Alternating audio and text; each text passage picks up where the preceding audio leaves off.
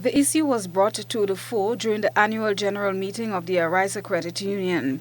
Superintendent of Police Tafawa Pear, who was the guest speaker, said, "It is critical for credit union members to appreciate the rules governing the financial institutions."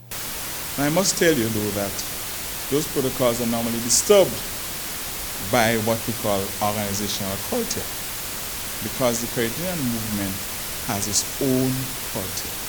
And when I go to my credit union, I'm called Brother Taff, Brother Pear. I'm a member, I'm a part owner, right? I'm not just going to do business. And so I'm treated different. And there is a perception, because of that culture, that the compliance standards for the credit union movement is lower than the other financial institution. I say perception because historically we've come a very long way as far as compliance is concerned.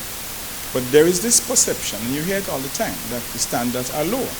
Pear noted that failure to adhere can have implications for both the individual credit union member and, by extension, the credit union movement. He explained why compliance is necessary, noting that a national risk assessment was conducted in 2019, mandated by the Financial Action Task Force, to determine what are the threats, risks, and vulnerabilities that may exist.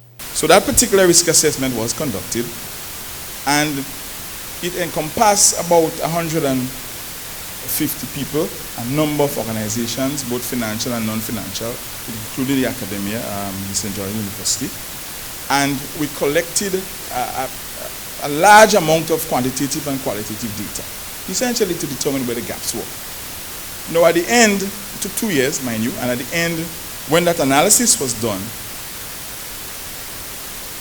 it was unearthed that the credit union movement had very high vulnerability. What do I mean by that? It's part of the risk equation. We start with a threat. As far as the threats were concerned, it was recorded as low, but as far as the vulnerability was concerned, it was high.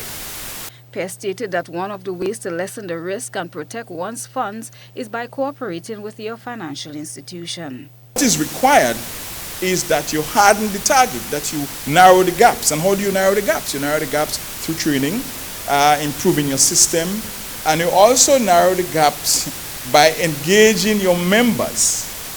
And that is why this is so important. So I'm here to say to you that the standards that are being set, the improvements that are encouraged, the forms that you have to fill out, the many questions you have to answer, is no fault of Arisa. It is in fact coming from our local legislation. It is in fact coming from the international standards of the FATF and the CFATF, which is the Caribbean Financial Action Task Force.